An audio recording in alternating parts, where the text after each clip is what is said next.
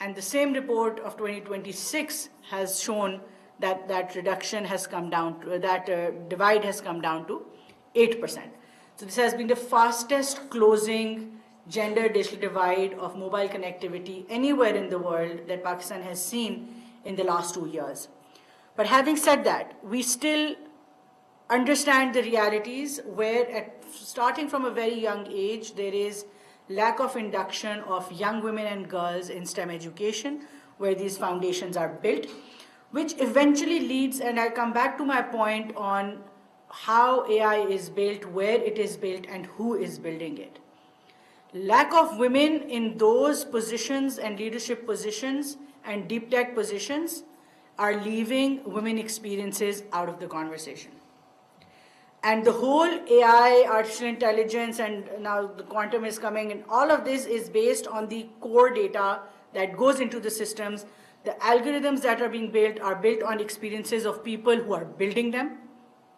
So we have to make sure that women experiences, women opinions, their, not only as persons, but as collective identities, our identities are not left out of the AI machine learning conversations, because whereas it is bringing in a lot of opportunities, it is also creating disparities that are going to be very hard to close, and they're also perpetuating the human biases that we've been seeing and experiencing over the last centuries, right?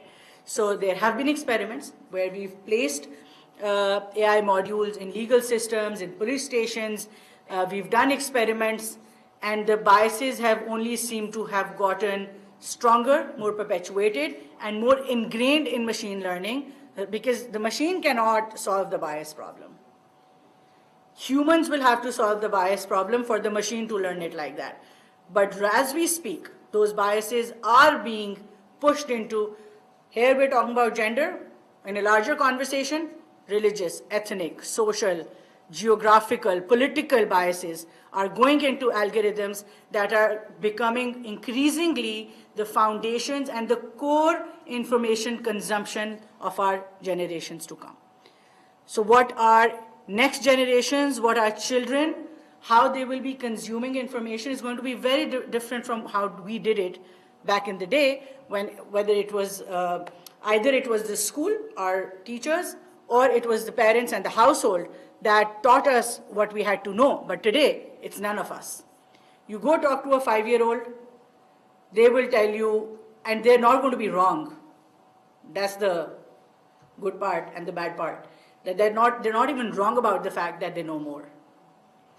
Because they have a device in their hand that can tell them about anything in the world, and as of now at least, without any guardrails, right? So there's no age gating, there's no gender gating, there's no guardrails on any information that anyone is consuming on these large language model tools that are available free of cost, the access, and this is not by accident. This is channelization, this is perception building of our future generations at the hands of the few people who are building these AI models, algorithms, and technologies. And that is where it becomes absolutely critical that our young women become a part of this conversation. They don't remain consumers of these technologies, but actually become builders, shapers, creators, innovators of these technologies that are going to be shaping our economies, yes, but also our societies, our cultural realities, and eventually also how we see religion and things that have been naturally very close to our hearts, very close to how we want how our children to grow up, our generations and our nations to grow up in the future. So schools like, and initiatives like, these gender responsive schools, एक time था when we used to look at budgets with the gender lens, and it was a big thing, and we had to convince everybody to look at budgets with the gender lens.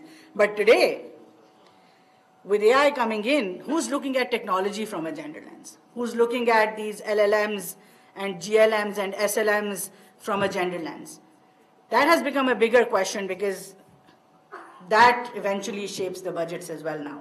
So this, adds to our efforts to build on our SDG 4, which is essentially inclusive and equitable quality education, and also SDG 5, which is about gender equality. So, building on all the principles that we talk about, but eventually and essentially creating that critical mass of human resource that we need for our people to get into, like I said, the foundational places where AI is being built and developed.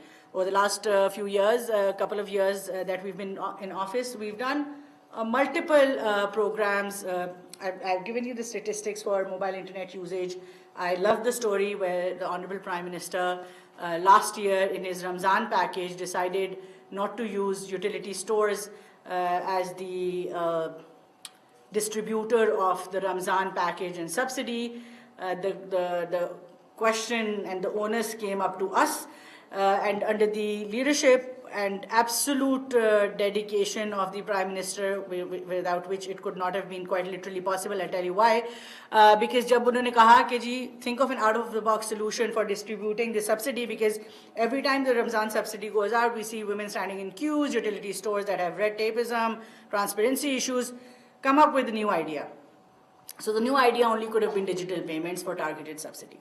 Now, as soon as we said digital payments, there were like 20,000 reasons why not to do it. You're talking about women from the lowest of the lowest economic strata. You're talking about women in the rural areas, in far-flung areas, no connectivity, no smartphones. A lot of pushback. But thanks to the overall effort, industry came in, PTA came in, NADRA came in, BISP came in. But the Prime Minister stood his ground. He said, nothing doing is digital payments. And that's when everybody got together. Within a month, we had over 800,000 women making digital wallets. This year in the Ramzan package, it was 16 billion rupees last time. This year we disbursed 38 billion rupees through digital wallets and digital payments to all these women of BISP, which was a huge achievement. Now we have over 10, this year we gave about 10 million free of cost SIMs and open digital wallets for 10 million women in the country so that they become part of digital economy. So the point of telling you this is that we're trying to do away with ad hoc programs and make the whole system structurally, reimagine the whole system, the digital economy and digital governance in a way that it becomes an automatic, the mainstreaming of women does not become an issue that we're looking at, but a natural process like it is for everyone else. And therefore, institutionalizing education systems like these, training teachers and instructors who can create a cascading impact on the larger training is absolutely critical. And that is how I believe that this particular program is adding value to the system and will ensure that more and more women and girls become part of this larger digital ecosystem that has moved beyond being a singular sector or a standalone, technology arena that we used to look at, but has actually become the underlying enabler of economy, of knowledge, of manufacturing, agri-tech, health tech, fintech. You put a tech, we've literally put tech behind every single indicator that we used to do. No. So that also brings me to the point that tech education, AI education is no longer limited to people of computer science disciplines. We are now increasingly looking at how do we make sure that AI and AI tools are learned by the whole non-tech community as well. I'm just coming from the Election Commission of Pakistan, talking to our young recruits in the Election Commission on how to use technology in the electoral processes. And same goes for our doctors, our lawyers. I was just reading about a company yesterday has grown into a global company, grown into over $1 billion company, a legal support company without a single lawyer in it. That's how technology is changing professions. That's what the future holds for us. Not really sure how to, keep up pace with this transformation, but what we're doing is doing our best to make sure that whether our technology students, non-tech students, everybody has that basic level of AI competence, STEM, emerging technologies, at least to the level where they can have know the basic use of it. Last but not the least, I always say that technology is not taking over our jobs, but people who will know how to use technology, who will know how to build technology, who are hands-on with technology, who are comfortable with technology, who are early adopters, fast adopters, they are going to be the people who are going to take our jobs, not the technology itself. So we have to, for us to stay relevant, for us to be ready, not for only ourselves and our families, but for Pakistan as a nation, for what we're, for the new era, intelligent era that we're entering into, initiatives like these, which are today put forth by UN Women, COECA, development partners, industry, academia. My ministry, Madam Saima is present here, who's led it from the front, from our side. I want to thank all of you that for making this initiative possible and for making sure that our young women not only remain consumers, but will eventually become builders of technology. Thank you very much. वफाकी वज़ीर IT Shahzad Fatima की जानिब से UN Women AI की तकरीब से खिताब किया जा रहा था। ख़वातीन को बासलाहियत बनाने पर उनकी जानिब से जोर दिया गया। बताया गया कि IT सेक्टर में ख़वातीन